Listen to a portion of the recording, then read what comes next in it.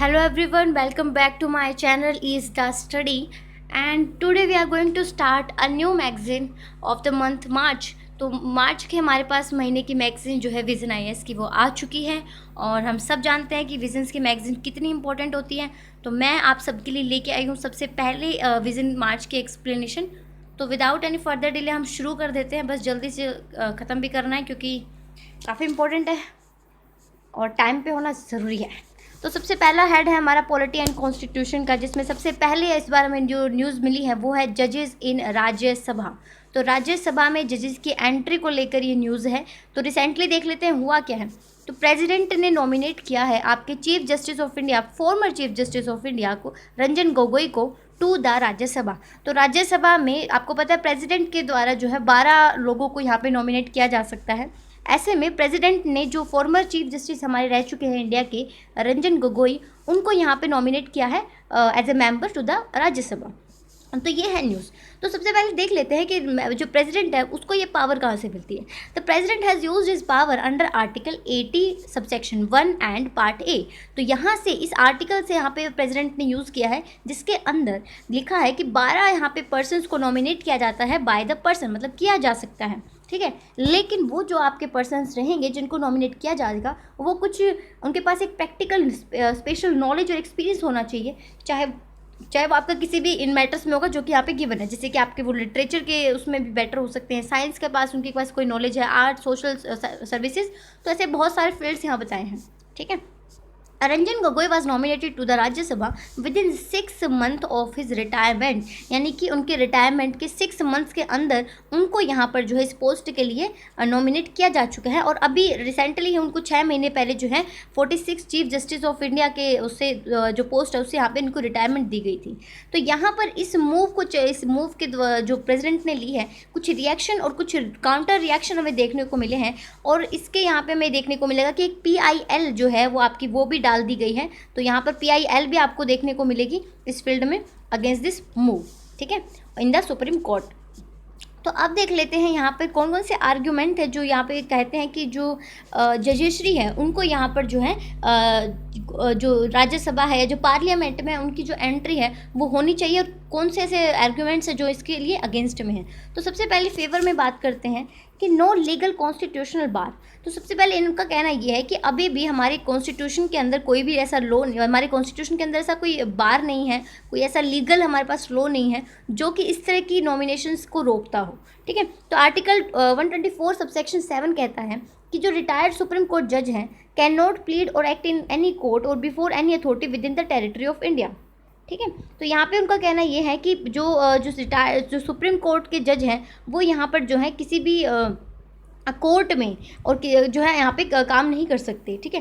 Plead और act in any court और before any authority within the territory of India. लेकिन ये जो आपका प्रोविजन है only restrict post retirement appointment in the judiciary itself, यानी कि इनका कहना ये है कि हाँ ऐसा एक एक्ट है जो कि आर्टिकल 124 आपका कहता है कि जो जजेस हैं, चाहे वो सुप्रीम कोर्ट के जज हैं, हाई कोर्ट के जज हैं, वो यहाँ पर जो है जजेश्री में एंटर नहीं कर सकते एज ए रीअपॉइंटमेंट, ठीक है। लेकिन ये सिर्फ अकेला उनकी रेस्ट्रिक्ट करता है अपॉइंटमेंट को जजेश्री में, यानी कि कोई और अगर पोस्ट है, कोई और ऐसी सर्विसेज हैं जहाँ वो एज एग्जीक्यूटिव जाना चाहते हैं, एज ए मेंबर वहाँ पे अपना चाहते हैं एंट्री करना, तो वहाँ पर वो जा सकते हैं, ऐसी कोई बार उनके ऊपर नहीं है। लेकिन एक चीज़ यहाँ पे थोड़ा सजेस्ट किया गया है कि अभी के लिए ये बाद में सजेशन के रूप में आपको देखने को मिलेगा कि कोई कूलिंग ऑफ पीरियड नहीं है। कूलिंग ऑफ पीरियड का मतलब यहाँ पे होता है कि जैसे मान लीजिए कि अगर कोई भी जैसे यहाँ पे रंजन गोगोई जी की बात हो रही है, तो वो चीफ जस्टिस ऑफ इंडिया रह चुके हैं, तो उन अभी 6 महीने पहले उनको रिटायरमेंट मिली है। तो यहाँ पर ये चीज़ कहा जा रहा है कि सिर्फ 6 महीने ही हुए हैं उनकी रिटायरमेंट को, और उसके बाद उन्होंने जो है वो नेक्स्ट यहाँ पे जॉब उनको मिल चुकी है, ठीक है। तो ऐसे तो जो आने वाले जो जजेस होंगे तो वो उनके लिए भी उनको लगेगा कि एक अल्टरनेट हमारे पास फ्यूचर के लिए एक प्लान है। तो वो ये कह रहे हैं कि कूलिंग ऑफ पीरियड रख लीजिए, आप चाहे रिस्ट्रिक्शन लगा लीजिए कि आप जो है जॉब नहीं कर सकते 1 साल तक, 2 साल तक, 3 साल तक। तो एक कूलिंग ऑफ पीरियड की यहाँ पे इस तरह से बात की जा रही है होने के लिए, ठीक है। लेकिन अभी के लिए ऐसा कुछ नहीं है, तो इसी के लिए इन्होंने कहा है कि अभी के लिए तो नहीं है। तो अभी तो अगर इस तरह के पोजीशंस पे उनको जजेस को अगर रखा जाता है तो यहाँ पर कोई बार जो है इसके ऊपर नहीं होना चाहिए। नेक्स्ट है not a strict separation of power. देखिए हमारा जो इंडियन कॉन्स्टिट्यूशन है वो यहाँ पर स्ट्रिक्टली इस चीज़ को फॉलो नहीं करता कि सेपरेशन ऑफ पावर जो है वो होनी चाहिए, लाइक द अमेरिकन कॉन्स्टिट्यूशन, जहाँ पर पावर्स को बहुत ही बेटर तरीके से यहाँ पे सेपरेट किया गया, लेकिन हमारे यहाँ थोड़ा सा कोऑर्डिनेशन लाने की ज़्यादा कोशिश की गई है। ठीक है, तो ऐसे में अगर आपकी लेजिस्लेचर और जजेशरी काम करते हैं नेशन बिल्डिंग के लिए, तो यहाँ पर इस तरह से अगर एक्सचेंज होता है पर्सनैलिटीज़ का, तो उसमें कोई भी गलत नहीं होगा।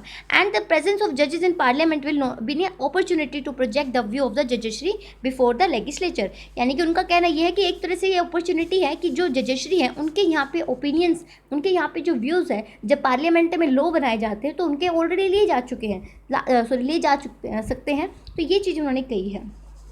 नेक्स्ट है अदर इंस्टांसेस। ये कोई पहला इंस्टांसेस नहीं है, ये इनका फेवर में कहना है कि कोई ऐसा पहला इंस्टांस नहीं है जहाँ पे किसी भी पोस्ट रिटायरमेंट होने के बाद किसी जज को यहाँ पे अपॉइंट किया गया है। पहले भी यहाँ पे आपके कुछ लोग रह चुके हैं, जैसे कि जस्टिस पी सत्याशिवम जो थे, उनको यहाँ पर गवर्नर बनाया गया था केरला का। इसी के साथ आपके जो जस्टिस हदीयतुल्ला थे, उनको यहाँ पे आपके वाइस प्रेसिडेंट के रूप में भी चुना गया था। ठीक है, तो ऐसा कुछ नहीं है कि पहली बार ऐसा कुछ ऐतिहासिक कदम यहाँ पे उठाया गया है, तो इसके लिए ज़्यादा यहाँ पे इश्यूज़ नहीं आने चाहिए लोगों को। Next has not join any political party. जी हाँ, जो आपके चीफ जस्टिस रंजन गोगोई थे, जो कि एक फॉर्मर चीफ जस्टिस हैं, तो उन्होंने यहाँ पे किसी पॉलिटिकल पार्टी को यहाँ पे ज्वाइन नहीं किया है, बल्कि एज ए नॉमिनेटेड मेंबर वो यहाँ पे आए हैं।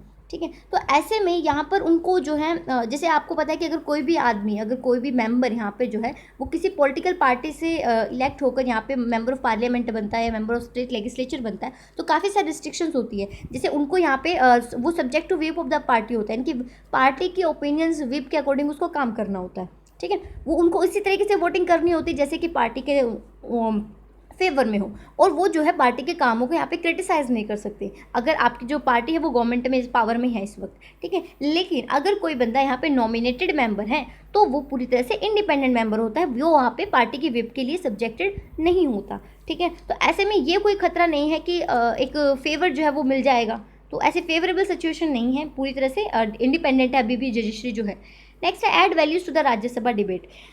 उनका कहना ये है, जो फेवर में आर्गुमेंट है, कि अगर राज्यसभा में अगर जजश्री की एंट्री हो जाती है after their retirements, post retirement time के बाद, तो ये आपकी राज्यसभा के में जो होने वाली डिबेट्स होती हैं उनमें वैल्यू क्रिएट करता है। ठीक है, तो एक बहुत ही ज़्यादा यहाँ पे एक बेटर एक प्लेटफॉर्म मिल जाएगा आपको लॉ मेकिंग के लिए, क्योंकि आपके पास ज़्यादा ओपिनियंस होगी, ज़्यादा यहाँ पे डिस्कशंस होंगे, और यहाँ पर जो है जो राज्यसभा के जो कॉन्साइंस है वो यहाँ पे ज़्यादा और ज़्यादा स्ट्रेंथन होगी। ठीक है, तो ये सारे आपके पॉइंट्स दिए गए हैं फेवर्स में। आप देख लेते हैं कौन कौन से ऐसे आर्ग्यूमेंट्स हैं जो कि यहाँ पे अगेंस्ट में है इस चीज़ के कि ऐसी कोई पोस्ट रिटायरमेंट जो अपॉइंटमेंट है वो नहीं होनी चाहिए जजेस की। सबसे पहले है compromise the independence of the judiciary. हमारे इंडियन कॉन्स्टिट्यूशन में भी बहुत सारे स्टेप्स इस तरह के लिए गए हैं जहाँ पर जो जजेशरी है उसको यहाँ पे इंडिपेंडेंस दिलाई जा सके, किसी तरीके से उसकी काम में यहाँ पे कोई दिक्कत ना आए। ठीक है, तो ये कह रहा है कि अगर इस तरह की कोई मूव आती है सामने तो वो आपकी कॉम्प्रोमाइज़ करती है independence of judiciary. It send out the message that if a जज giving rule in favour of the executive, उसको यहाँ पे रिवॉर्ड मिल जाएगा। मतलब फॉर एग्जांपल कि आप अगर मान लीजिए, सपोज अपने आप को कीजिए कि आप कोई चीफ जस्टिस है इंडिया के इस वक्त, और आपको लग रहा है कि फ्यूचर में मुझे जो है मुझे भी एक क्या कहते हैं मेंबर बनना है राज्यसभा का या लोकसभा का, तो क्यों ना मैं गवर्नमेंट के फेवर में कुछ बोलूँ। ठीक है, जो भी मैं रूलिंग करूँ वो उसके फेवर में हो जाएगी। इस तरह की यहाँ पे उन्होंने आकांक्षा जो है वो लगाई है कि अगर ऐसा किया गया, फ्यूचर में भी अगर ऐसी चीज़ें हुई, ये कॉन्टीन्यूसली होता रहा, तो ऐसा हो सकता है कि जो जजेशरी है वो इस रिवॉर्ड को लेने के लिए जो है गवर्नमेंट के फेवर में यहाँ पे रूलिंग्स करने लग जाए। ठीक है, and more than being a reward for the retired जजेस, the offer for plum posted retirement job send a message to जजेस हु आर स्टिल वर्किंग। यानी कि यहाँ तक एक मैसेज, आप एक गलत मैसेज जो है आप जजेस के लिए भेज रहे हो कि ना सिर्फ आपको काम करते वरते, ठीक है, आप जज हो, आपको काम मिल रहा है, लेकिन इसके बाद भी आपके लिए जो पोस्ट रिटायरमेंट जॉब है ना वो फिक्स हो चुकी हैं एक तरीके से देखा जाए तो। ठीक है, तो ये गलत मैसेज जा रहा है, इसके लिए इसमें आर्गूमेंट में बात कही गई है। नेक्स्ट है इंटीग्रिटी ऑफ द जजेस। तो जजेस की इंटीग्रिटी पर सवाल उठ जाएंगे। जजेस से एक्सपेक्ट किया जाता है कि वो अपना जो कंडक्ट करेंगे वो इस तरीके से करेंगे कि कोई भी एक एडवर्स इंप्रेशन जो है वो नहीं होना चाहिए। ठीक है, यानी कि कोई भी उनके खिलाफ यहाँ पे उनकी जो व्यूज़ हैं, उनके जो इंप्रेशंस हैं, वो यहाँ पे उनकी इंडिपेंडेंस को यहाँ पे किसी तरीके से बैरियर क्रिएट ना करें। ठीक है, तो इसमें क्या फ़ायदा होगा, जो जजेस हैं वो ये एक्सपेक्ट करेंगे to work without a favour और favour remain above political divides और एफिलिएशन इन देयर कैरियर। यानी कि अगर एक जज यहाँ पे इस तरह की पोस्ट पे पहुँच भी जाता है तो उससे अभी भी एक्सपेक्टेड तो यही रहेगा कि वो जो है किसी भी तरीके से पॉलिटिकल पार्टीज़ के फेवर में यहाँ पे आके ना बोले, उनसे फियर में आके ना बोले, बल्कि वो अपने आप को जितना हो सके अलाइक रखें और एफिलिएशन में ना आए। ठीक है, तो यहाँ पर जजेज की जो इंटीग्रिटी उस पर यहाँ पे सवाल आपके क्रिएट हो सकते हैं, क्योंकि किस हद तक ये चीज़ें अप्लाई होगी वो हम नहीं देख पाएंगे। नेक्स्ट है वोलेशन the fundamental of separation of power. तो हमारे जो कॉन्स्टिट्यूशन है उसमें सेपरेशन ऑफ पावर पे जोर दिया गया है, तो वहाँ पर ये जो इस तरह का जो मूव है वो इस तरह की पावर्स को जो है वोलेट करता है। ठीक है, तो government is by the far largest litigant before the judiciary. उनका कहना है कि गवर्नमेंट के सबसे ज़्यादा केसेस होते हैं जो आपका सुप्रीम कोर्ट होता है वहाँ पे। ठीक है, या फिर किसी भी जजेशरी में, चाहे आपके किसी भी लेवल पे हो, तो गवर्नमेंट्स के काफ़ी सारे पेंडिंग यहाँ पे केसेस होते हैं। अगर मैं जो आदमी वहाँ पे निर्णय ले रहा है, अगर वही जो है वो किसी तरीके से गवर्नमेंट से एफिलिएशन ले लेता है कि फ्यूचर में हमें आपको जो है इस तरह की जॉब आपको दी जा सकती है, तो एक बंदा यहाँ पर जजमेंट दे रहा है और एक बंदा जो है वो बाद में यहाँ पे लॉस भी बना रहा है उसी पार्टी के लिए। ठीक है, तो यहाँ पर एक सेपरेशन ऑफ पावर का जो रूल है वो यहाँ पे पूरी तरह से खंडित हो रहा है, तो ये कहना है इनका। नेक्स्ट देख लेते हैं erode the people trust. People's का एक ट्रस्ट जो है वो फेथ जो है जजिशरी के अंदर, वो यहाँ पर शायद सस्पिशियस उस तरीके से उसको देखा जा सकता है। ये जो मूव है वो लोगों के कॉन्फिडेंस जो है जजिशरी के अंदर शेक कर सकता है उसको। ठीक है, तो ऐसा इनका कहना है। अब बात कर लेते हैं कौन कौन से ऐसे मेजर है जो कि लिए जाने चाहिए इस तरह की फ्यूचर्स में इस तरह की प्रॉब्लम क्रिएट ना हो उसको देखने के लिए। तो सबसे पहले जैसे मैंने आपको ऊपर बताया था कि कूलिंग ऑफ पीरियड होना चाहिए। ठीक है, मतलब कि अगर आपको ठीक है देना है पोस्ट रिटायरमेंट जॉब, अगर कोई कर भी सकता है that is all right, but एक कूलिंग ऑफ पीरियड रखिए। कूलिंग ऑफ पीरियड का रखने का एक्चुअली पर्पज़ क्या है? देखिए, कोई भी मैटर हो आपके, कोई भी बहुत सारे मैटर जिसमें कोई भी जज इन्वॉल्व होगा, लेकिन अगर टाइम बहुत ज़्यादा बीत चुका है, लाइक से कि 2 साल 3 साल या 4 साल बीत चुका है, उस तक क्या होता है, सारे ऐसे उम्मीद की जाती है कि सारे के सारे जो मैटर हैं वे रिजॉल्व हो चुके होंगे, है ना। तो मैटर्स अगर रिजोल्व हो चुके होंगे तो अब पूरी संभावना है कि जो मेंबर होगा, जो कि जब इसको पोस्ट रिटायरमेंट की यहाँ पे जॉब लेने की बात करेगा, वो यहाँ पर थोड़ा सा एफिलिएशन उसको नहीं मिलेगा किसी भी पॉलिटिकल पार्टी से, और वो जो है as a member, real member वहाँ पे होगा, इंडिपेंडेंट होगा। ठीक है, तो ये उन्होंने बोला है कि the cooling off period will minimize the chances of judgement getting influenced by post retirement allurement. ठीक है, तो ये एल्यूरमेंट उनके अंदर नहीं आएगा कि उनके यहाँ पे पोस्ट रिटायरमेंट जॉब है वो उनको इन्फ्लुएंस कर सकते हैं उनके डिसीजन को, आज के डिसीजन को, वो चांसेस यहाँ पे मिनिमाइज हो जाएंगे। एंड उन्होंने कहा कि आप कूलिंग पीरियड रख सकते हो 6 मंथ का, 6 ईयर्स का, सॉरी, एंड नो जज शुड बी, मतलब अगर ये पीरियड अगर आपने रख दिया तो यहाँ पर आपको जो है गवर्नमेंट का जो टेन्योर है जब तक वो कंप्लीट ना जाए उसके 5 सालों तक या 6 सालों तक जो है आपको कहीं पर भी किसी भी जॉब पर, गवर्नमेंट की जॉब पर जो है आपको अपॉइंट नहीं किया जाएगा। ठीक है, तो इस तरह का अगर आपने कुछ चीज़ें रख ली तो शायद लोगों का जो फेथ है वो बना रहेगा। नेक्स्ट चीज़ है फॉलो ब्रिटेन्स मॉडल। आप ब्रिटेन्स के मॉडल को फॉलो कर लीजिए। अगर आपको ये लग रहा है कि सुप्रीम कोर्ट के जो जजेस हैं या कोई भी जज हैं, अगर वो पार्लियामेंट के मेंबर बनते हैं तो वो अपनी उनकी जो नॉलेज है, जो एक्सपीरियंस है, जो उन्होंने गेन किया है इतने सालों में, वो पार्लियामेंट में काम आ सकता है। तो आप एक काम कीजिए, उनको जैसे पार्लियामेंट, ब्रिटेन में क्या है, ब्रिटेन में एक मॉडल क्या है कि जितने भी आपके जज हैं ना वो ब्रिटेन की पार्लियामेंट में जाके एज ए मतलब मेंबर वहाँ पर बैठ सकते हैं, या कोई भी कार्यवाही होती है तो वहाँ पर उस पार्टिसिपेशन कर सकते हैं। हालांकि उनके पास वोटिंग राइट नहीं होता, तो आप इस तरह का मॉडल यहाँ पे भी फॉलो कर लीजिए कि जो भी जज है उनको आप अलाउ कर दीजिए कि ठीक है, अगर आप पार्लियामेंट के अफेयर्स में जो है वो पार्ट लेना चाहते हैं डेली रूटीन में, तो आप आ जाइए, आपके पास यहाँ पे राइट है। ठीक है, for the rest of the life. And एक चीज़ ये बोलिए कि if the nomination is automatic upon retirement, अगर इस तरह का नॉमिनेशन ऑटोमेटिक आ जाएगा आफ्टर रिटायरमेंट एंड द 10 और 10 ईयर, अगर क्योंकि आपका जो कोई भी जज है वो ज़्यादा 10 ईयर से ज़्यादा तो काम नहीं कर सकता, तो कोई भी डाउट यहाँ पे क्रिएट ही नहीं होगा। ठीक है, और जो राज्यसभा को लग रहे हैं फ़ायदा, वो फ़ायदे भी मिल जाएंगे उनको। नेक्स्ट है extended the application of other statutory जजेस। एक बढ़िया तरीका क्या है, जो अदर पोस्टेज के लिए जो आपने स्टैचूज बनाए हुए हैं, जो लॉ बनाए हुए हैं, वो आप रजिस्ट्री के ऊपर लगा दीजिए। कौन कौन से लॉ की बात कर रहे हैं यहाँ पे? देखिए, ये बात कर रहे हैं कि कुछ ऐसी पोस्ट्स हैं जहाँ पर ये कहा गया है कि किसी भी पर्टिकुलर, अगर आप इस पोस्ट पे अगर आते हो तो आपको यहाँ पर जो है री एम्प्लॉयमेंट के लिए किसी भी जॉब में नहीं, आपको पार्टिसिपेशन करने के लिए नहीं दिया जाएगा। ठीक है, तो कई ऐसी जॉब्स है जहाँ पे जो चेयरमैन्स हैं, जो मेंबर हैं, उनको यहाँ साफ मनाही होती है कि आपको यहाँ पे री एम्प्लॉयमेंट जो है वो नहीं दी जाएगी as a diplomat, as a governor, या कोई भी ऐसी पोस्ट जिसमें आपका लगता है, चाहे वो आपका एक्स जजेस हो सुप्रीम कोर्ट हो, तो आप वो यहाँ पे ले आओ। ठीक है, जैसे आप कल अगर आपने वीडियोस देखी होंगी तो जो मैंने पॉलिटी की PT 365 डाली थी तो उसमें भी यहाँ पे एक बात की थी कि बहुत सारी ऐसी जॉब्स होती हैं कि कुछ में आपको रीअपॉइंट मिल जाती है, कुछ में आपको नहीं मिलती, और कुछ होती है फर्दर आपको एम्प्लॉयमेंट मिलती है कि नहीं मिलती, तो दोनों में फ़र्क होता है। ठीक है, रीअपॉइंटमेंट का मतलब होता है कि आप जिस पोस्ट पे काम कर रहे हो, ठीक है, फॉर एग्जाम्पल आप जो है आप ट्रिब्यूनल्स के मेंबर हो, तो रीअपॉइंट का मतलब ये होगा कि आपको फिर से उसी ट्रिब्यूनल में आपको जो है एज ए मेंबर सेलेक्ट किया गया हो। ठीक है, और दूसरी चीज़ होती है री एम्प्लॉयमेंट का मतलब ये होता है कि ज़रूरी नहीं है कि आपको जिस डिपार्टमेंट से आप रिटायर हुए वहीं से आपको काम मिलेगा, आपको किसी फर्दर यहाँ पे री एम्प्लॉयमेंट किया जा सकता है किसी और डिपार्टमेंट में। ठीक है, तो यहाँ पर ये कह रहे हैं कि आप री एम्प्लॉयमेंट को ख़त्म कर दीजिए, आप रूल बना दीजिए कि ऐसा आप कुछ हो ही नहीं सकता, उसके बाद तो कोई दिक्कत नहीं होगी ना कोई किसी को नॉमिनेशन में डाल सकता है, किसी भी तरीके से जो है एक इंडिपेंडेंस जो है वो जो सेपरेशन ऑफ पावर है वो पूरी तरह से मेंटेन हो जाएगा। तो ये था आपका इस एक्ट के बारे में।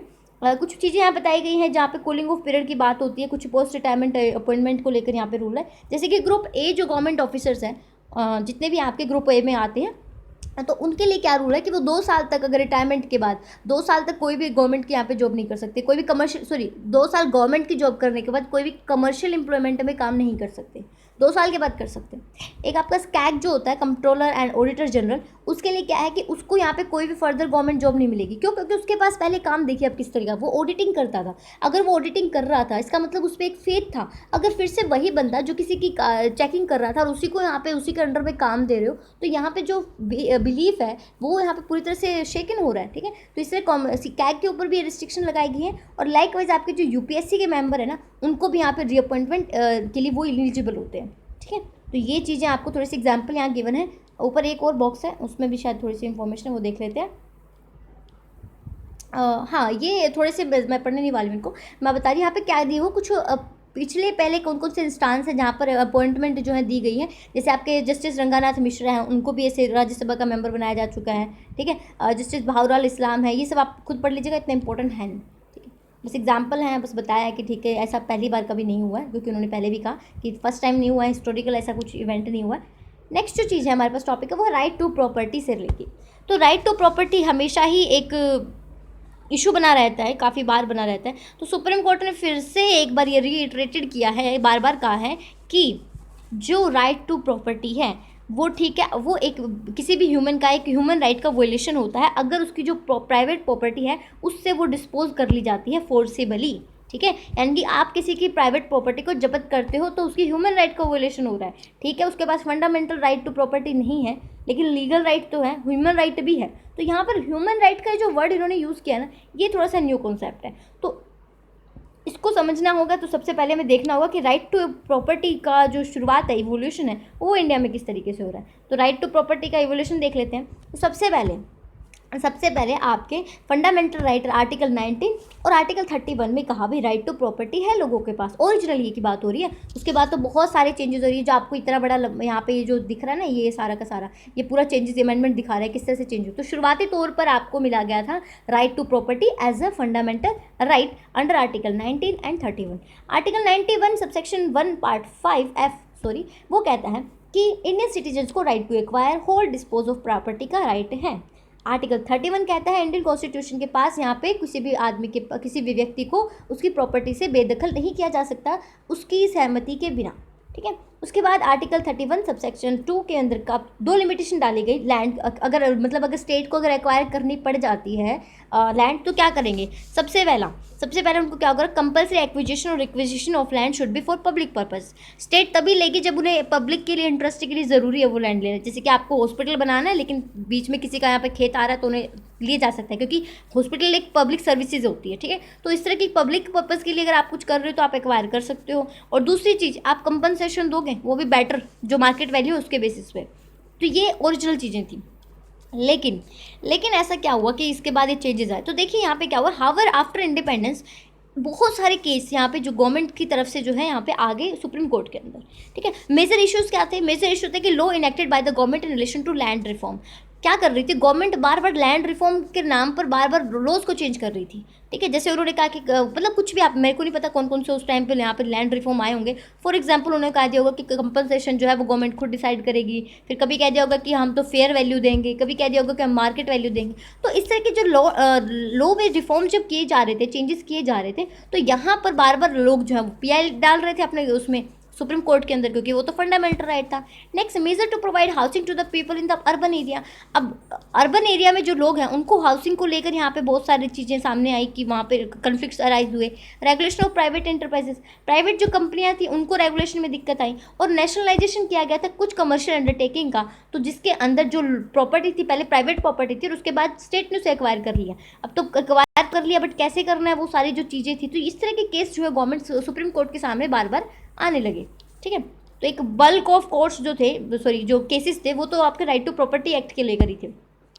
तो क्या हुआ, इस एक्ट को स्कोप को कम किया गया, बहुत सारे अमेंडमेंट आए, first amendment, fourth amendment, 17th amendment, 25th amendment, 42nd amendment, और सबसे भयानक और सबसे खतरनाक 44th कॉन्स्टिट्यूशनल अमेंडमेंट एक्ट, जिसने पूरा का पूरा आर्टिकल 31 जो है वो पूरा रिपील कर दिया, और आर्टिकल 19 सबसेक्शन 1F को भी रिपील कर दिया, और एक नया आर्टिकल इंसर्ट कर दिया 300A, जिसके बारे में हम पढ़ेंगे। ठीक है, इससे पहले कि हम आर्टिकल 300A को पढ़ें, आपके लिए जानना ज़रूरी है कि क्या क्या अमेंडमेंट हुए। तो क्या अभी तो आपने देखा कि अमेंडमेंट सिर्फ हुए हैं, अमेंडमेंट थे क्या वो देख लेते हैं। इतना सीरियसली मत लेना इनको, बस सुन लेना, क्योंकि याद करने मत बैठ जाना। तो constitutional amendment related to right to property कौन कौन से होंगे, सबसे पहले देख लेते हैं। सबसे पहले फर्स्ट अमेंडमेंट आया, जो कि आपको मैंने बता भी दिया कि आर्टिकल 31A बनाया गया, 31B बनाया गया, और एक 9 शेड्यूल आया गया। तो 31A में क्या कहा गया, 31A में कहा गया स्टेट जो है एक्वायर कर सकती है प्रॉपर्टी। ठीक है, ऐसी कोई बात नहीं है। तो कोई भी यहाँ पे आदमी ये नहीं कहेगा कि मेरा आर्टिकल 14 और आर्टिकल 19 का हनन हो गया, मैं चला सुप्रीम कोर्ट, तो ऐसा कुछ नहीं हो सकता। ठीक है, तो सबसे पहले ये आर्टिकल आया 31A। नेक्स्ट 31B आया, इसमें कहा गया हम एक बना रहे हैं 9th शेड्यूल, और 9th शेड्यूल हमारा बनाने का मतलब है हमने इसके अंदर जो लॉ बनाए अब उसको कोई कुछ ना कर पाए, यहाँ पे कोई छेड़छाड़ी नहीं करेगा कोई भी। ठीक है, और आप इसके लिए जो है कोर्ट में भी नहीं जा सकते, जुडिशियल रिव्यू से भी पूरी तरह हमने इसको कर दिया है इम्यून, पूरी प्रोटेक्शन दे दी थी, मतलब ऑल आउट से भी ज़्यादा, मच्छरों से भी ज़्यादा प्रोटेक्शन यहाँ मिल गई थी हमें। तो ये बनाया गया था आपका 9th शेड्यूल। ठीक है, फिर 9th शेड्यूल तो आपको पता ही है, पहले भी बता चुकी हूँ, 9th schedule was added to the constitution, ताकि गवर्नमेंट कुछ लॉज को यहाँ पे पार्किंग दे सके एक तरीके से, जो कि आपके जुडिशियल रिव्यू से इम्यून हो जाए, यानी कि जजेस जो सुप्रीम कोर्ट है यहाँ पे रिव्यू नहीं कर सकता उनका। And it was mainly done to secure the constitutional validity of the zamindar abolition law. ये आपकी इसलिए दी गई थी ताकि जो आपका जमींदारी एबोलिशन लॉ है, क्योंकि इसको कॉन्स्टिट्यूशन में तो डाला नहीं गया था, लेकिन इस लॉ को खत्म करना बहुत ज़रूरी था, क्योंकि हमें इक्वालिटी चाहिए थी, और आपको पता होगा कि जमींदारी सिस्टम कितना ख़राब था। ठीक है, तो इसको ख़त्म करने के लिए इसकी वैलिडिटी, क्योंकि ये हमारे कॉन्स्टिट्यूशन में राइट टू इक्वलिटी में कहा गया था कि ठीक है, अगर गवर्नमेंट को लग रहा है कुछ चीज़ें जो है वो ठीक करनी होंगी, तो इस तरह के लॉज को ख़त्म करना ज़रूरी था। तो कॉन्स्टिट्यूशन मोरालिटी के अकॉर्डिंग आपका ये लॉ अबोलिश होना भी ज़रूरी था। तो इसको बचाने के लिए कि ये अबोलिशन किया जा सके, तो उन्होंने जो है 9th शेड्यूल डाल दिया। लेकिन ऐसे ही बात नहीं बनी। अब आए 4th अमेंडमेंट। तो 4th अमेंडमेंट में जो आर्टिकल 31A था, उसमें गवर्नमेंट ने कुछ और एक्ट डाल दिए कि भैया ये भी आप इन पे अटैक नहीं करोगे, ये जो है आपके आर्टिकल 14 और 19 को अगर वायलेट करे तो करे, आपके पास कोई चारा नहीं है, गवर्नमेंट की मर्जी।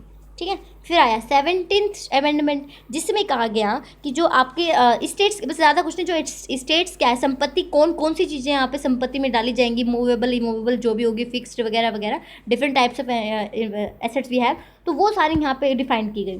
फिर आया 25th अमेंडमेंट आर्टिकल, उसमें आर्टिकल 31 और अमेंड किया, और उसके साथ में एक नया आर्टिकल 31C डाल दिया गया, जो कि 31A और B का भान भाई होगा। ठीक है, तो आर्टिकल 31 को तो अमेंड किया गया, जैसे भी किया होगा, उसमें कुछ और लो डाले होंगे, लेकिन जो आर्टिकल 31C था उसमें उन्होंने क्या किया, उसमें उन्होंने कहा कि अगर गवर्नमेंट कुछ यहाँ पे डायरेक्टिव प्रिंसिपल को यहाँ पे इफेक्ट में लाना चाहती है, तो आपको पता है कि डायरेक्टिव प्रिंसिपल जो होते हैं वो आपके थोड़े से इस तरह की चीज़ होती है, जिसमें स्टेट गवर्नमेंट जो होती है वो ये कोशिश करती हैं, या फिर आपकी जो सेंट्रल गवर्नमेंट है वो ये कोशिश करती है कि लोगों को जो है यहाँ पे जो सर्विसेज हैं वो बेटर मिले, हर चीज़ इक्वलिटी के साथ चले।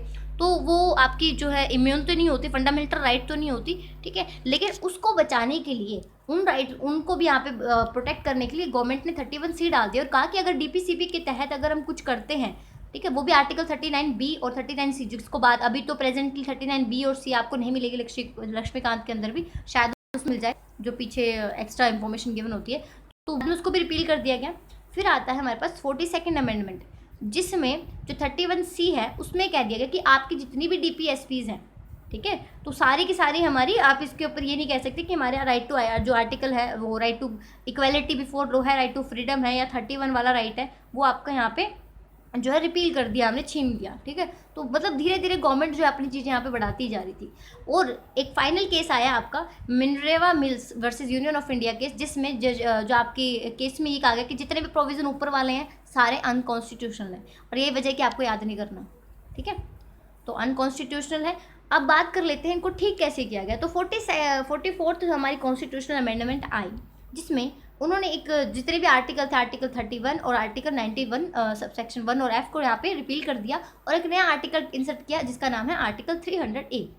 अब 300A क्या कहता है वो ध्यान से सुन लीजिएगा, ये वेरी इंपॉर्टेंट है, ठीक है। तो article 300A state that no person shall be deprived of his property से बाय अथॉरिटी ऑफ लॉ। कि किसी भी कानून के तहत किसी व्यक्ति ने अगर कोई प्रॉपर्टी ओन की है तो उसे उसकी प्रॉपर्टी से यहाँ पे डिप्राइव्ड नहीं किया जा सकता। इसका मतलब भले ही property is no longer a fundamental right, लेकिन जो एग्रीव इंडिविजुअल है वो would be not competitive to move the supreme court, ठीक है, वो सुप्रीम कोर्ट नहीं जा सकता। लेकिन यहाँ पर अगर कोई यहाँ पे लॉ बना दिया गया तो फिर उससे प्रॉपर्टी छीनी भी नहीं जा सकती। तो ये आया आपका आर्टिकल 300A, यानी कि मतलब देखा जाए तो फंडामेंटल राइट को यहाँ पे लीगल राइट बना दिया गया, ठीक है। तो ये थी अब तक की कहानी, और अब सुन लेते हैं राइट टू प्रॉपर्टी के फेवर में कि अब बात कर रहे हैं कि इसको फिर से जो है फंडामेंटल राइट बना दी जाए, क्योंकि ह्यूमन राइट आपकी जितने भी हैं मोस्टली आप देखोगे जितने भी आपके फंडामेंटल राइट है उनका जो बेस है वो ह्यूमन राइट है, ठीक है। जैसे राइट टू इक्वलिटी क्यों मिलनी चाहिए, क्योंकि एक इंसान का हक है ना। राइट टू फ्रीडम क्यों मिलनी चाहिए, क्यों बोलने की आज़ादी होनी चाहिए, क्यों प्रोटेस्ट की आज़ादी होनी चाहिए, तो सारी चीज़ें हमारी ह्यूमन राइट है। लेकिन अब अगर सुप्रीम कोर्ट ने अपने रूलिंग में ये कह दिया क्या कि ठीक है जो आपका राइट टू प्रॉपर्टी है वो आपका ह्यूमन राइट है, तो केस यहाँ पे ये राइज बातें यहाँ पे ये उठ रही, सवाल ये उठ रहा है कि क्या आपका जो राइट टू प्रॉपर्टी है उसको फिर से फंडामेंटल राइट बना देना चाहिए। तो क्यों बनाना चाहिए, इसके फेवर में पढ़ लेते हैं। सबसे पहले इन्होंने बोला है it would protect citizen from unwarranted state action in the name of acquisition. ये आपको स्टेट के यानी कि राज्य सरकार के उन अनवारंटेड एक्शन से बचाएगी जिसमें वो जिनके नेम पर, जिन लॉ के नेम पर वो सिटीजन से एक्वायर कर लेते हैं प्रॉपर्टी, ठीक है। तो उन्होंने कहा कि compulsory land acquisition and mass displacement in the name of development. तो डेवलपमेंट के नाम पे जो भी आपकी गवर्नमेंट कई बार आर्बिट्रेरी एक्शंस लेती हैं, कंपल्सरी लैंड एक्वायर करती है या मास डिस्प्लेसमेंट करती हैं, तो वो चीज़ें आपकी नहीं हो पाएंगी, ठीक है। क्योंकि इस तरह के स्टेप्स लेने से क्या होता है, सोशल इकोनॉमिक इश्यूज यहाँ पे राइज हो जाते हैं। नेक्स्ट हमारे पास है it will provide support to the judiciary को सपोर्ट मिल जाएगा। क्यों, क्योंकि यहाँ पर आपको पता है कि एक डॉक्ट्राइन है सुप्रीम कोर्ट का जिसमें कहा है कि स्टेट यहाँ पे गवर्नमेंट जो है सुप्रीम कोर्ट जो है तभी एक्शन लेता है, तभी यहाँ पे किसी भी कार्रवाई को करता है जब स्टेट जो है वो आर्बिट्रेरी यहाँ पे एक्ट कर रहा हो, यानी कि स्टेट जो है वो अपनी मनमानी से यहाँ पे जो है स्टेप्स ले रहा हो और लोगों की जो ज़मीन है वो एक्वायर कर रहा हो, ठीक है। तो यहाँ पर अभी तक ये कहा गया कि डेवलपमेंट के नाम पे अगर स्टेट कभी भी आर्बिट्रेरी एक्शन करेगा तो यहाँ पे सुप्रीम कोर्ट के अंदर कार्रवाई की जाएगी। लेकिन अगर आपने यहाँ पे राइट टू प्रॉपर्टी की स्टेटस को एलिवेट कर दिया तो हर तरीके से कभी भी अगर लोगों के बीच में यहाँ पे इनजस्टिस होगा तो वो अपना केस जो है वो यहाँ पे अराइज कर सकते हैं, ठीक है। एक चीज़ यहाँ पे इन्होंने मेंशन की है फेयर बैलेंस टेस्ट के बारे में, यानी कि गवर्नमेंट्स के लोगों को जो सुप्रीम कोर्ट है वो फेयर बैलेंस टेस्ट के बिहाफ पे भी चेक कर सकता है कि उनके साथ गलत हुआ है कि नहीं हुआ।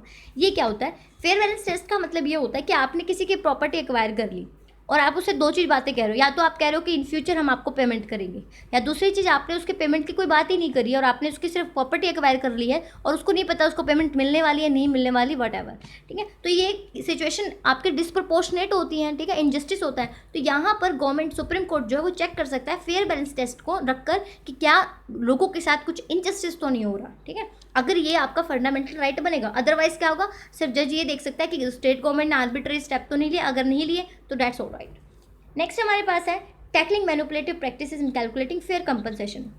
अभी के लिए फेयर कंपनसेशन, अब फेयर कंपनसेशन का क्या मतलब होता है, फेयर कंपनसेशन गवर्नमेंट की नज़र में जो फेयर, लेकिन तो यहाँ पे कोई मेथडोलॉजी नहीं है ना हमारे पास कि कैलकुलेट कैसे करोगे आप फेयर कंपनसेशन को। तो अगर आपने राइट टू प्रॉपर्टी को फंडामेंटल राइट बनाया तो कुछ और प्रैक्टिसेस भी यहाँ पे ऐड की जा सकती है जिसमें आप फेयर कंपनसेशन को कैलकुलेट कर सकते हो। तो वो चीज़ें भी आपको लैंड ओनर्स को यहाँ पे फायदे के तौर पर मिल जाएगी। नेक्स्ट है हमारे पास है insecure titles and poor land record administration. देखिए यहाँ पे दो पार्टीज हैं, एक वो पर्सन इंडिविजुअल जिसकी प्रॉपर्टी है और एक आपकी स्टेट गवर्नमेंट। कई बार ना तो इनके पास रिकॉर्ड होते हैं और ना इनकी तो बातें मत करो, गवर्नमेंट्स के पास तो अभी तक भी उन्होंने आज तक जितने टाइम से ये बातें चलती आ रही है कि मॉडर्नाइज करना है, रिकॉर्ड्स को रखना है, मेंटेन करना है, टाइटल्स को, एडमिनिस्ट्रेशन में इसको देखना है, लेकिन अभी तक ऐसा कुछ नहीं हुआ। जब दोनों चीज़ों के पार्टीज़ के पास कोई प्रूफ ही नहीं होता लैंड टाइटल्स के लेकर, लैंड ओनरशिप को लेकर, तो बंदे केस करेंगे तो करेंगे कहाँ, ठीक है। लेकिन अगर आपने राइट टू प्रॉपर्टी को बनाया फंडामेंटल राइट, तो ये जो चीज़ें हैं ये सारी की सारी यहाँ पे क्लियर टाइटल होना लैंड के लिए, यहाँ पे पुअर मेंटेनेंस जो प्रॉब्लम्स है उसको रिजॉल्व करना, वो सारी चीज़ें आपकी धीरे धीरे टैकल की जा सकती हैं, ठीक है। जैसे कि आपने बोला, उन्होंने एक एग्जांपल दिया ट्राइब्स। अब ट्राइबल जो पीपल होते हैं वो यहाँ पे जनरेशन से रह रहे होते हैं, लेकिन उनके पास तो टाइटल नहीं है, तो सुप्रीम जो स्टेट गवर्नमेंट है वो तो कभी भी एक्वायर करेंगे, उनको जो कंपनसेशन देना है नहीं देना वो देख लेंगे अपने हिसाब से, फेयर कंपनसेशन देखेंगे वो तो, और फिर वो बेचारे तो यहाँ पे कोई केस नहीं कर पाएंगे। नेक्स्ट चीज़ है argument in favour of right to property remaining a legal right. अब ये वो लोग हैं जो कहते हैं कि नहीं भैया आप राइट टू प्रॉपर्टी को जो है लीगल राइट ही रहने दीजिए। उनका कहना है कि leads to smoother land acquisition, ठीक है, यानी कि स्टेट गवर्नमेंट के लिए ज़्यादा दिक्कत नहीं आती, वो आसानी से यहाँ पे लैंड एक्वायर कर लेती हैं। वरना तो क्या होगा, जब भी स्टेट गवर्नमेंट लैंड एक्वायर करेगी तो मान लीजिए एक बार में 100 लोगों की लैंड एक्वायर करनी पड़ेगी, क्योंकि बड़े बड़े प्रोजेक्ट होते हैं, तो 100 के 100 जो आदमी हैं वो आप यहाँ पे सुप्रीम कोर्ट का जाके दरवाज़ा खटखटाएंगे। तो स्मूदर बनाने के लिए प्रोसेस को यहाँ पर ज़रूरी है कि ये जो प्रोसेस है ये जो है एक आपका लीगल राइट ही रहे, ठीक है, और जो प्रोसेसिंग है वो यहाँ पे स्मूदर रहे। नेक्स्ट, जजुडिशियल बर्डन बढ़ जाएगा, बिल्कुल यहाँ पे लिटिगेशन केस बढ़ ही जाएंगे आपके प्रॉपर्टी से related. And it adds government in its welfare objective, क्योंकि गवर्नमेंट एक्वायर करती है प्रोजेक्ट को वेलफेयर ऑब्जेक्टिव्स के लिए, ठीक है, गिवन द गवर्नमेंट प्रोवाइड। लेकिन यहाँ पे उन्होंने कहा कि अगर गवर्नमेंट यहाँ पे फेयर कंपनसेशन दे देती है लैंड एक्वायर करके और वेलफेयर के लिए इसको फ्यूचर के लिए यूज़ कर देती है, जैसे कि रोड कनेक्टिविटी के लिए, इलेक्ट्रिसिटी एक्सेसिबल करने के लिए, तो इससे लोगों का ही भला हो रहा है। तो ऐसे में यहाँ पे इसको अगर आप बना दोगे फंडामेंटल राइट तो शायद दिक्कतें खड़ी हो जाए, ठीक है। तो ये इनका अगेंस्ट के लिए कहना है। अब बात कर लेते हैं कंक्लूजन में होना क्या चाहिए। तो यहाँ पर हमारे लिए ज़रूरी है राइट टू बैलेंस, ठीक है। तो यहाँ पे एक बैलेंस आपको स्ट्राइक करना होगा लीगल राइट और आपके फंडामेंटल राइट के बीच में, ताकि डेवलपमेंट भी हो सके सोसाइटी का और कंट्री का। और इसके लिए आपको कुछ स्टेप्स लेने होंगे, जैसे कि आप यहाँ पर लैंड रिकॉर्ड को कंप्यूटराइज कर सकते हैं। आप यहाँ पे एक ऐसा इंस्टीट्यूशन डेवलप कर सकते हैं जिसके ज़रिए जो लोग लैंड टाइटल चाहते हैं, ऑनरशिप यहाँ पे मेंटेन करना चाहते हैं, रिकॉर्ड यहाँ पे चाहते हैं, तो उनके लिए एक्सेसिबल हो जाए, मैकेनिज्म प्रोवाइड यहाँ पे कर सकते हो आप। उसके बाद जो लैंड जैसे एक्ट है वो गवर्नमेंट्स को गाइडलाइंस जो है फॉलो करनी चाहिए, जो कि सुप्रीम कोर्ट इस तरह के एक्ट्स में देती है। लैंड एक्ट आपका क्या है, land acquisition, rehabilitation and resettlement act, ठीक है। तो ये जो एक्ट है ये आपके फेयर कंपनसेशन को लेकर डीलिंग करता है कि कब आप प्रॉपर्टी एक्वायर कर सकते हो। इसमें रूलिंग भी आई थी अभी रिसेंटली कि अगर 12 साल तक किसी के पास अगर प्रॉपर्टी है तो यहाँ पर जो स्टेट गवर्नमेंट है वो यहाँ पे जो है उसको नहीं यहाँ पे डिप्राइव कर सकती है प्रॉपर्टी राइट से, ठीक है, वो उसकी प्रॉपर्टी मानी जाएगी। तो इस तरह का अगर कोई रूल्स अगर आते हैं तो वहाँ पे गवर्नमेंट्स को जो है वो रूलिंग्स को, गाइडलाइंस को फॉलो करना चाहिए। एंड द लास्ट वन कि लार्ज स्केल डिस्प्लेसमेंट होते हैं वो आपके अवॉइड किए जाने चाहिए जहाँ तक पॉसिबल हो सके। लेकिन अगर एक्वायर करने की जरूरत पड़ रही है तो आपको पहले से एक प्लान बना लेना चाहिए कि रिहेबिलिटेशन कैसे करोगे और कंपनसेशन कहाँ से लिखोगे, ताकि ये सब फायदे जो आने वाले ना वो सोशल कॉस्ट पे ना आए, ठीक है। तो सोशल कॉस्ट बढ़ाकर अगर आप वेलफेयर करने की सोच रहे हो तो ये गलत है, सही नहीं होगा। तो इसी के साथ हमारा ये जो टॉपिक है वो होता है ख़त्म। आपको वीडियो कैसी लगी ज़रूर बताइएगा, और अगर वीडियो पसंद आई हो तो प्लीज़ लाइक शेयर सब्सक्राइब जरूर। अच्छा ये चीज़ छोड़ी एक बार छोटा सा टॉपिक रह गया, right to property human right. तो क्या ऐसा कुछ है जो आपको कहता है कि जो आपका राइट टू प्रॉपर्टी है वो ह्यूमन राइट है? जी हाँ, सुप्रीम कोर्ट ने कई बार अपने केसेस में कहा है कि जो राइट टू प्रॉपर्टी है वो आपका सिर्फ स्टैट्यूटरी राइट नहीं है, ह्यूमन राइट भी है। और एक डिक्लेरेशन है हमारे पास, universal declaration of human right 1948, वो भी इसको रिकॉग्नाइज करती है। और इसके अंदर आपको कुछ राइट्स मिले कि आप किसी भी व्यक्ति के पास यहाँ पे राइट टू ओन प्रॉपर्टी है, वो कि कोई भी यहाँ पे प्रॉपर्टी ओन कर सकता है, चाहे वो इंडिविजुअल करे चाहे वो लोगों के साथ एसोसिएशन में करे, ग्रुप बनाकर करे। दूसरा, no one shall be arbitrarily deprived, किसी को भी अमनमानी से फोर्सिबली यहाँ पे उसकी प्रॉपर्टी से डिप्राइव नहीं किया जा सकता। इसकी सिग्निफिकेंस क्या है? इसकी सिग्निफिकेंस ये है कि कहीं पर भी यहाँ पे आर्बिट्रेरी तरीके से स्टेट गवर्नमेंट यहाँ प्रॉपर्टी नहीं एक्वायर कर सकती, ना ही यहाँ पर जो है यहाँ पर जो है ड्यू इंपॉर्टेंस आपको प्रॉपर्टी को मिलती है, एज अ सेल्फ प्रोटेक्शन यहाँ पे दी जाती है, ठीक है, कि कोई भी किसी की प्रॉपर्टी छीन नहीं सकता। And allow to people to be entrepreneurial, तो यहाँ पे फ्यूचर के लिए आपको एंटरप्रेन्योरल तैयार होते दिख जाते हैं, क्योंकि ये जो लैंड्स होती है ये आपके एंटरप्रेन्योरल पर्पज़ के लिए यहाँ पे लोग यूज़ करते हैं। तो इसी के साथ हमारा देख लेती हूँ, कुछ और तो नहीं बचा। हाँ, ये हमने समझा दिया था। तो इसी के साथ हमारा ये वाला टॉपिक होता है ख़त्म। तो वीडियो कैसी लगी ज़रूर बताइएगा। कोई डाउट क्वेरी कुछ भी हो आप उसे कमेंट सेक्शन में करके क्वेश्चन पूछ सकते हैं। वीडियो अगर पसंद आए तो प्लीज़ वीडियो को लाइक शेयर सब्सक्राइब ज़रूर कीजिएगा। Thank you, have a nice day.